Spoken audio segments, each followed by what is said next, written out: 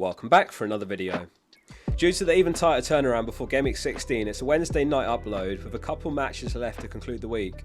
In this one we're going to discuss some talking points and observations from the midweek action and then the transfer plans for Gameweek16. Lots of great FPL content coming before the next deadline, so make sure you subscribe. Sheffield United 0, Liverpool 2. Tsimikas and Nunez benched. In the end, Tsimikas an unused substitute. Let us know in the comments who's auto-subbing off your bench. Darwin came on. He got booked for kicking the ball away. He looked on course for a 0-pointer, but he picked up a late assist for a Szoboszlai goal, 3-pointer for him.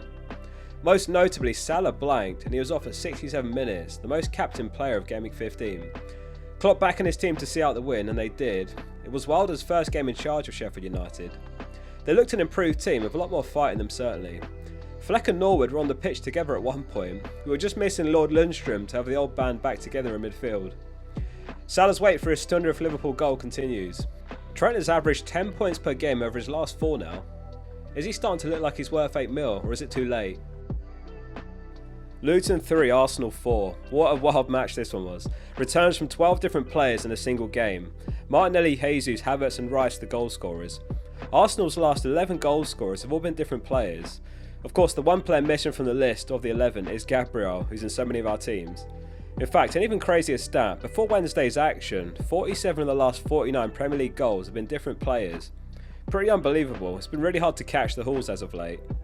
Zinchenko benched, not that it mattered given the 3 conceded. Just 0.51 expected goals conceded by Arsenal, so again good underlying numbers and were punished by set pieces ultimately.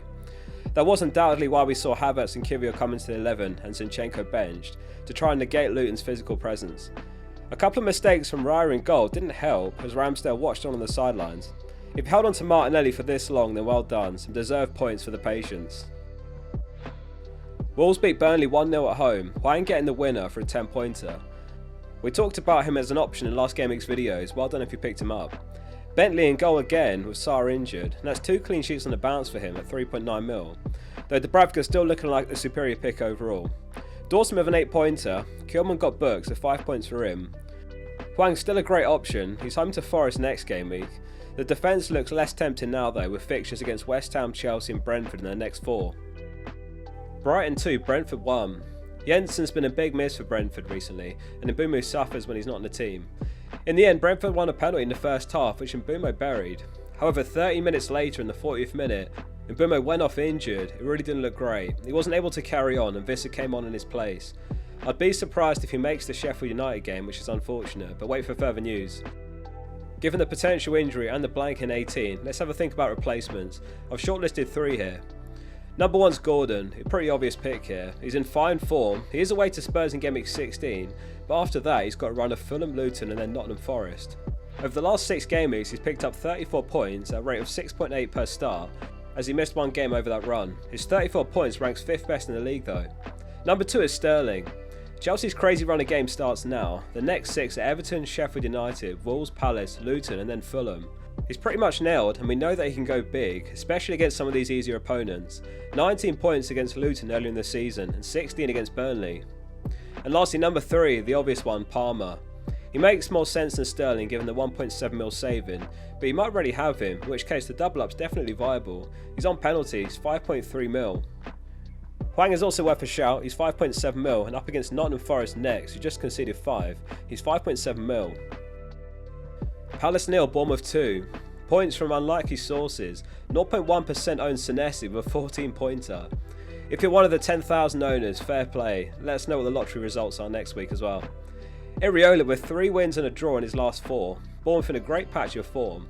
Palace on the other hand with a single point from their last 4. And a single point for Guehi, Mitchell and Anderson owners. Mitchell, however, was off at 29 minutes with an injury.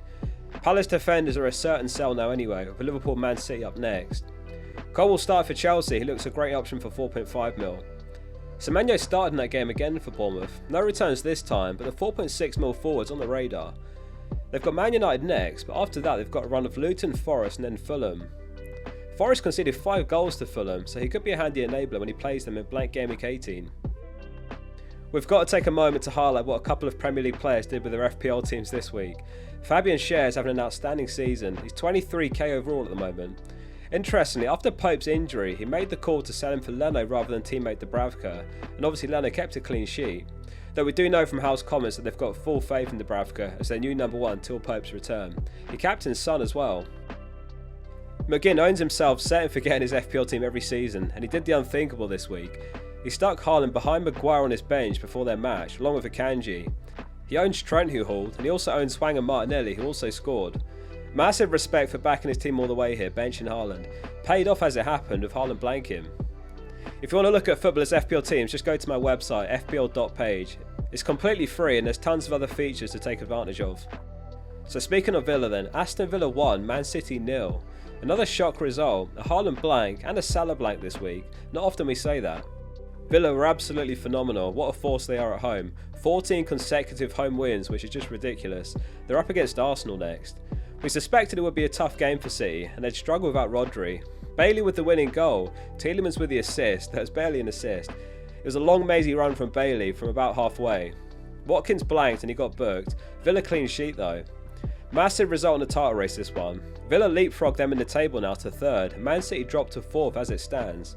No clean sheet points for cash owners though, who was benched. Diaby also benched for that game. Man United 2, Chelsea 1. Chelsea's struggles at Old Trafford continue. However, Palmer scored a classy goal, so well done if you had him. I bet his ownership's about to skyrocket off the back of the potential Mbeumo injury. Bruno missed a penalty which Sanchez saved and he snuck some bonus for that. McTominay with a brace, Garnacho assisting one of them. Another surprise benching though, with James not named in the starting 11, he came on at half time. He was on the bench due to knee pain heading into the game. He has been tempting a lot of managers at the moment given how explosive he can be plus the fixtures, but this is exactly what we've come to familiarise with him. Perhaps a warning shot for those considering him. Very injury prone and perhaps a bit too risky, especially in this busy period. A massive shame by the way how injury prone he is, because he's world class when he's at his best. So here's how I'm lined up for Gameweek 16. Dubravka in goal, Pinnock, Saliba and Maguire in defence. Might end up starting Tsimikas after the bench him. Son, Saka and Mbeumo, Gordon and Salah in midfield, Watkins and Haaland up top. So Haaland looks like a no-brainer for captaincy against Luton. We know they can be a tough side away, but Arsenal managed to put 4 past them on Tuesday. The original plan was to roll the transfer, but Mbeumo's injury has completely changed that unfortunately. It also looks like selling Areola for Dubravka rather than selling Turner looks like a mistake. The Areola to Dubravka transfer was a calculated risk. Basically it allowed me to keep Gordon when otherwise I'd have to sell him, and it freed up enough money to replace Tsimikas and Kabore with 2 4.5mm defenders before Gameweek 18. But it's looking like that will be redundant now after Mbeumo's injury, since a lot of money will be freed up when I sell him anyway. With that all in mind, the current plan is to sell Mbeumo for Palmer ahead of the Chelsea fixture run. Sterling is tempting, but that 1.7mm can go a long way ahead of blank Gameweek 18. For example, Kabore could now be upgraded to a defender worth 5.7mm or less. Let us know what your plan is with Mbeumo. Thanks very much for watching. If you enjoyed the video, hit subscribe. See you soon for the next one.